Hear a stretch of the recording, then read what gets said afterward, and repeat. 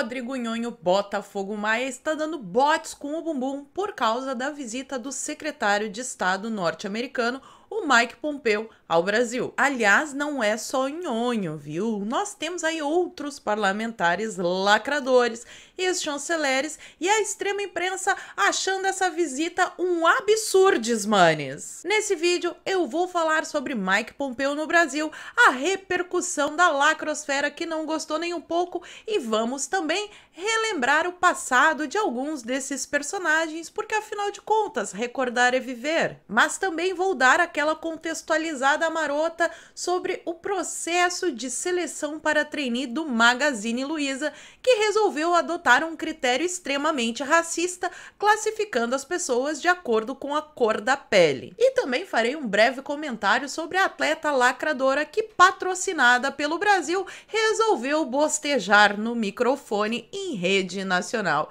Então, meus amigos, como vocês viram, nós teremos muito esquerdista chorando em posição fetal por causa das verdades inconvenientes que eu mostrarei no vídeo de hoje. Então, por favor, já curte, comenta e compartilha bastante, que é para as informações desse vídeo chegarem a mais pessoas. Lembra de verificar se ainda está inscrito no canal e se não for inscrito, se inscreve e dá essa moralzinha para mim. Ah, e lembrando que a minha livraria ainda está em promoção. Então, se você quiser saber um pouquinho mais sobre essa coisa de discriminação e disparidades, eu vou indicar o livro que leva esse título e que foi escrito por Thomas Sowell, um negro que é odiado pela lacrosfera. Então, se você quiser ver esse e outros livros com descontos super especiais, os links da promoção da minha livraria estão aqui no comentário fixado. Feito jabá, vamos para a pauta.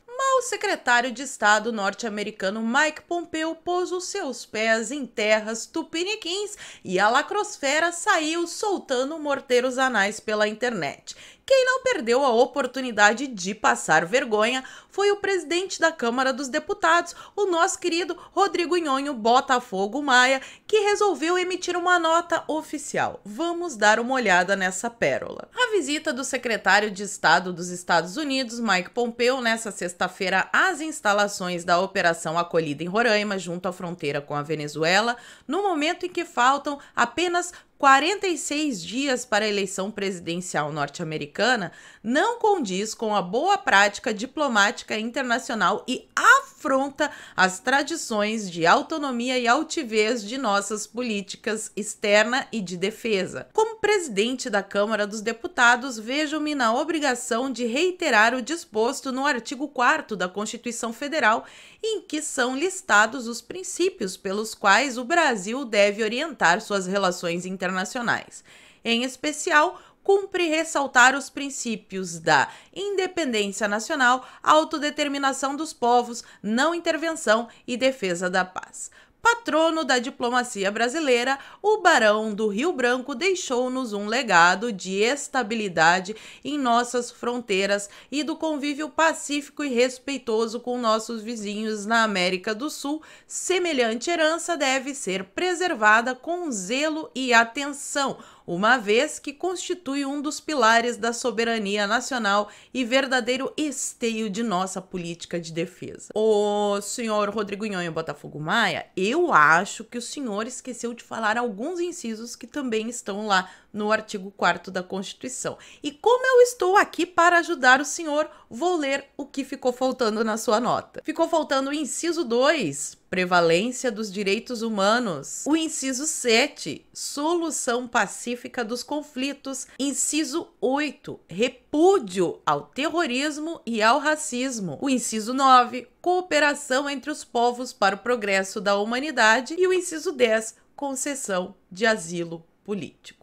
Então, Nhonho, caso o senhor não saiba, também na semana passada saiu uma notinha aí da ONU que classifica o ditador venezuelano Nicolás Maduro como uma pessoa que cometeu crimes contra a humanidade. E crimes contra a humanidade me parece um negócio assim, tipo, bem grave mesmo. E aí tá dentro dos direitos humanos, né? Então, acho que se a gente der uma olhada no geral do contexto do artigo, não teve problema nenhum, a não ser o seu bumbumzinho dolorido. Unido. Isso porque o Mike Pompeo veio ao Brasil justamente para falar sobre a Operação Acolhida. E caso o senhor excelentíssimo presidentíssimo da Câmara dos Deputados não saiba o que é essa operação, eu vou explicar pro senhor porque hoje eu tô muito bondosa. Sabe esses crimes contra a humanidade que a ONU, não fui nem eu, foi a ONU que falou que o Nicolás Maduro cometeu? Pois é, essas pessoas estão fugindo desses crimes do Maduro e se refugiando aqui no Brasil, e Mike Pompeo veio apoiar isso, inclusive com dinheiros. E já que o senhor gosta tanto de falar em Constituição, na nossa Constituição também diz que o cargo de presidente da Câmara deve ser ocupado somente por brasileiros natos, ou seja, nascidos no Brasil. E tudo bem, né? Tem algumas controvérsias aí, parece que o senhor foi registrado na embaixada, mas o senhor nasceu no Chile. E sabe por quê que o Rodrigo Nhonho Botafogo Maia nasceu no Chile? Porque o papaizinho dele, o César Maia, que foi filiado ao Partido Comunista Brasileiro Revolucionário. Porque não basta só ser comunista, ele tem que ser revolucionário também, que é para mostrar que é da extrema esquerda radical. Então, ele fugiu do país na época do regime militar. História comovente, né? Pois é, eu não preciso falar mais nada. E teve também um outro episódio envolvendo Vossa Excelência, que eu gostaria de relembrar aqui neste vídeo. Vocês lembram daquela visitinha marota que o Rodrigo Nhonho Botafogo Maia fez à Espanha no início do ano para falar sobre parlamentarismo? E mesmo que no Brasil seja presidencialismo, né, o povo quer Bolsonaro na presidência, ninguém quer ser governado pelo Nhonho, mas ele foi até a Espanha pagar este King Kong. E a vergonha foi tão grande, mas tão grande, que até o rei da Espanha depois teve que pedir desculpa ao nosso querido presidente Bolsonaro pela gafe cometida. Parabéns, Nhonho. Mas não foi só Rodrigo Nhonho Botafogo Maia que ficou nervoso por causa da visita do Mike Pompeo ao Brasil. Teve também uma nota aí de ex-chanceleres super empoderados com o bumbumzinho muito nervoso, e aqui eu vou destacar alguns deles, dar uma contextualizada, mostrar quem são, e aí as coisas vão ficar muito mais claras sobre o que realmente está acontecendo com esse episódio. Tivemos aí assinando Fernando Henrique Cardoso, ele mesmo, ex-presidente tucano, que fez o grande favor de pavimentar a ida de Lula para a presidência, e lembrando também aqui que ele é o maior especialista no Brasil sobre gramscismo. Outro tucano que também não gostou da visita de Mike Pompeo foi o José Serra, militante esquerdista de longa data e que perdeu todas as vezes que disputou a presidência. Seu José Serra, o senhor perdeu, aceite que fica menos chato. Temos também nessa lista super empoderada Aloysio Nunes. E Aloysio Nunes é aí conhecido como ex-motorista do guerrilheiro terrorista Marighella. Só gente boa. E para finalizar essa lista de pessoas muito legais, temos César Amorim, ele que é um dos fundadores do Grupo Puebla, que é o sucessor do Foro de São Paulo, porque o Foro de São Paulo estava meio mal falado, eles resolveram trocar de nome, porque é assim que a esquerda faz sempre, e que também esteve envolvido aí num episódio de troca de e-mails, sugerindo que ele estava meio que talvez, quem sabe, defendendo terroristas. Outra pessoa que não gostou nadinha dessa visita foi o senador DPVAT,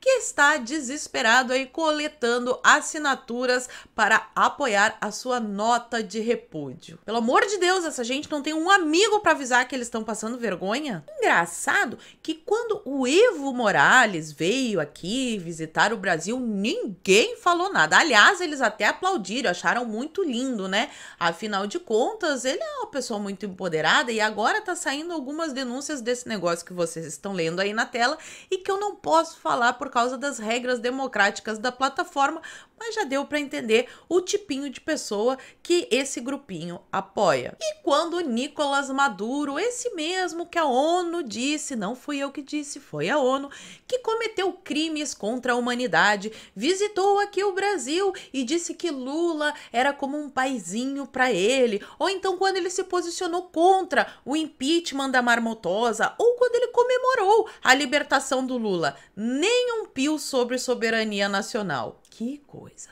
E é só a gente perceber quem não gostou da visita do Mike Pompeo para ter a plena certeza de que o Brasil finalmente está no caminho certo e não quer mais fazer aliança com ditadores. A gente não quer. Agora, mudando de assunto, vamos falar sobre a rede de lojas Empoderadas que resolveu fazer uma seleção racista para trainee. Caso vocês não saibam, o Magazine Luiza abriu aí vagas para o seu programa de trainee, adotando como critério de classificação a cor da pele. Se a sua cor é X, você pode. Se é Y, não pode. Olha, gente, se isso não é racismo, eu não sei mais o que é. Mas pior ainda do que isso, foi eles deixarem de exigir alguns critérios, como por exemplo, o conhecimento em inglês, que sempre foi exigido, e agora só porque a seleção é para pessoas com cor da pele X, eles pararam de exigir. Por acaso vocês estão achando que essas pessoas aí que se encaixam no critério de vocês, só por causa da cor da pele, são menos capazes que as outras?